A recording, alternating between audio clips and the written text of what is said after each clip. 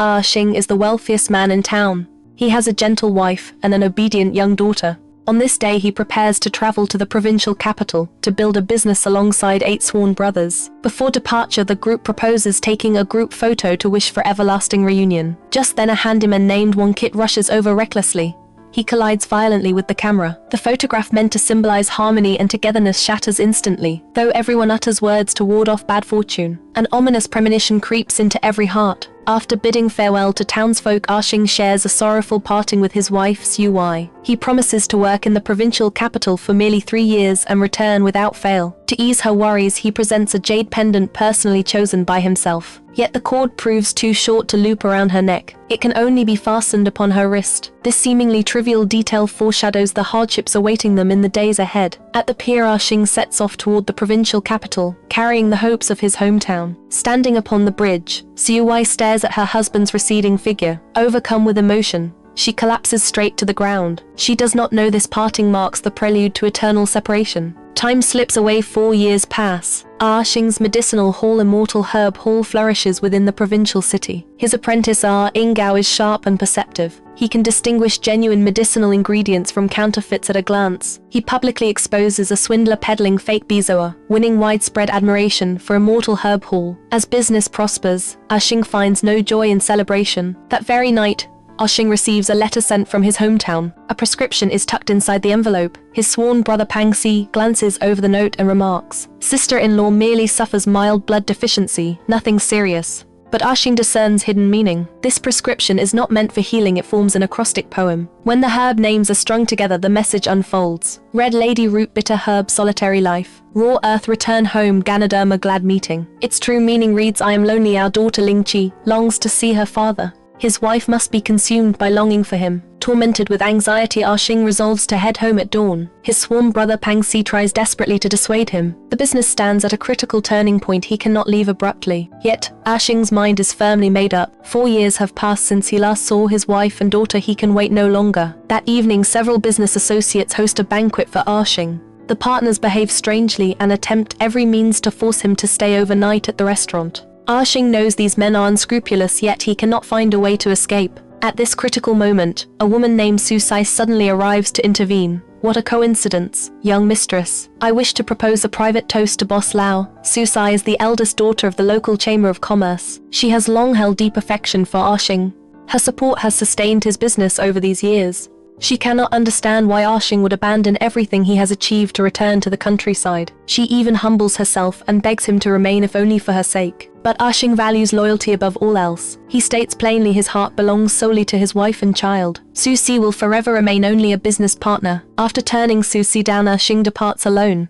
He remains unaware a catastrophe capable of swallowing everything he owns lurks in the shadows. Deep into the night, flames erupt violently inside Immortal Herb Hall's warehouse. Fire surges rapidly, swallowing the entire structure. 7 brothers tasked with stock-taking goods become trapped inside the blazing building. Bystanders shout frantically outside, powerless to rescue them. Upon hearing the news, Ah Xing rushes to the scene, attempting to charge into the flames. It is already too late. The fire burns through the whole night. None of the 7 brothers survive. Along with them vanish all the years of hard work Ah Xing poured into his career. This, however, is merely the beginning of his nightmare. That night, patrol officers arrive to investigate, ruling the blaze an act of arson. Upon hearing the conclusion, Ah Xing loses all self-control and steps forward to question them. The constables arrest him on the spot. A figure stumbles forward from the distance. It is none other than his sworn brother Pang Si. Hard to believe as it seems, Pang Si stands before everyone and accuses Ah Xing of setting the fire. With tearful, convincing acting, he claims to have witnessed Ah Xing ignite the warehouse. He adds he barely escaped with his own life. Ah Xing is stunned as if struck by lightning. He cannot fathom how the brother he trusted most would frame him with such vicious malice. He has no means to defend himself and is arrested immediately. Charged with arson and multiple murders, he is locked behind prison bars. Inside the cell, Ah Xing sinks into utter despair. He cannot comprehend what wrong he has committed to deserve such a fate. At this moment, a prison guard named Ah Chat comes to see him. Years ago, Ah Xing's father, a renowned physician, treated Ah Chat's grandmother free of charge.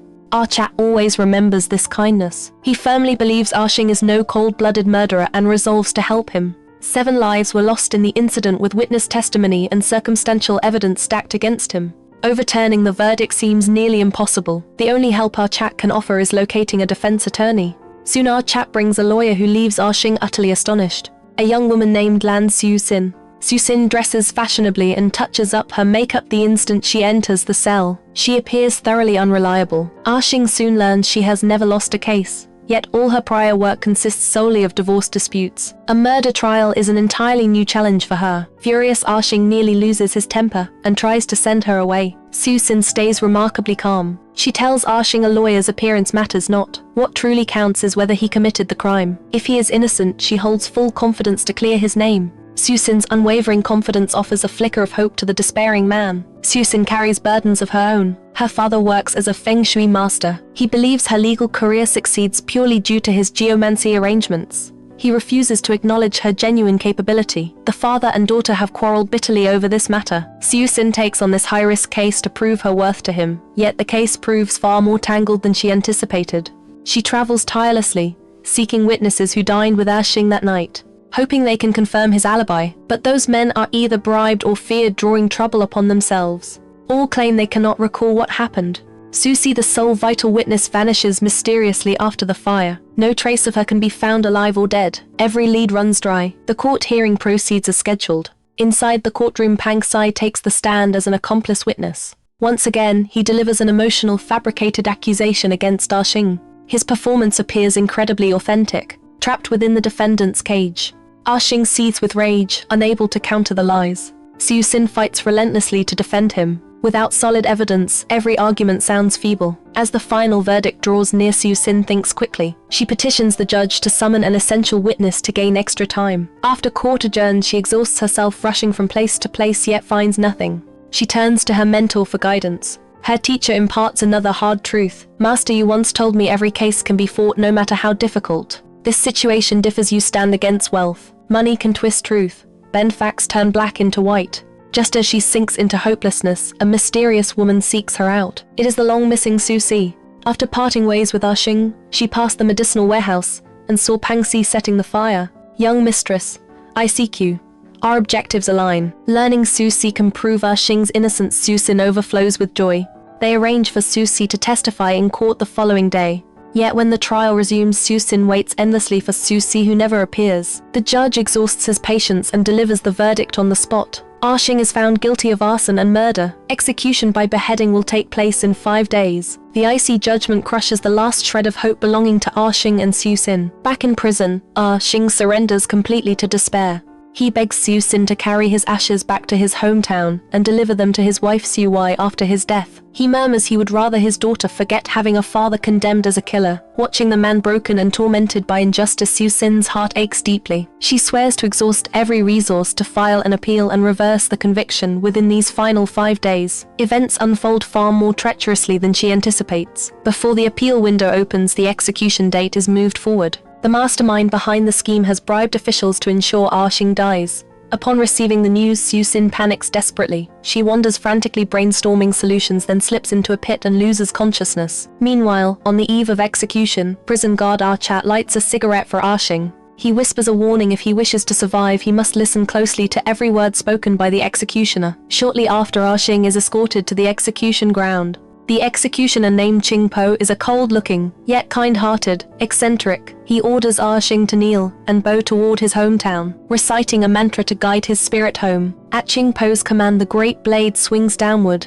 Strangely, Ah Xing feels no pain. He passes through a thin curtain of water and emerges within a mist-shrouded bamboo forest. Before he can process what has happened, Su-sin races toward him. She reproaches him sharply for being ungrateful. She broke the law, risking her own life to rescue him, and he offers not a single word of thanks. Ah Xing finally understands Ah Chat and Su-sin devised a secret method to save him. After their quarrel, Ah Xing changes clothes. Under Su-sin's arrangement, he boards a ship heading toward the hometown he longs for endlessly. When he steps onto familiar soil, he senses an eerie atmosphere enveloping the whole town. White mourning banners hang outside every household as if for a massive funeral. Su-sin explains the ghost festival is underway. Such customs are local tradition. He returns to his family mansion, and a chill runs down his spine. Once glorious, the Lao residence now looks gloomy and dilapidated. At this instant, a strange little girl startles Su-sin. Ah Xing looks closely and recognizes his daughter, whom he has not seen for 4 years. Seeing her dressed like a beggar, Ah Xing is overwhelmed with tangled emotions.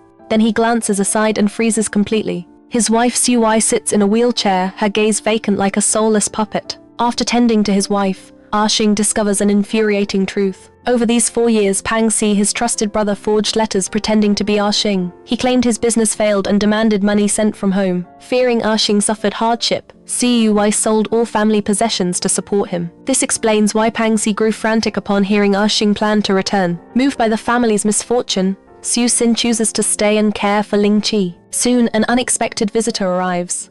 It is none other than executioner Qing Po. Fearing discovery, Ah Xing and Siu Sin hide themselves. Before departing, Qing Po leaves behind his address. Siu Sin senses looming danger. She intends to bring the forged letters written by Pang Si to overturn Ah Xing's conviction. As Ah Xing sees Siu Sin off, he spots his enemy, Pang Si, returning to town. Pang Si gathers the victims' families and begins weaving fresh lies. He tells everyone Ah Xing went insane and burned all his business partners alive. Enraged, Ah Xing prepares to step forward and confront him. Then a terrifying revelation dawns upon him. Silence, it was you who lit the fire. Ah Xing realizes at last on execution day, his head was severed from his body.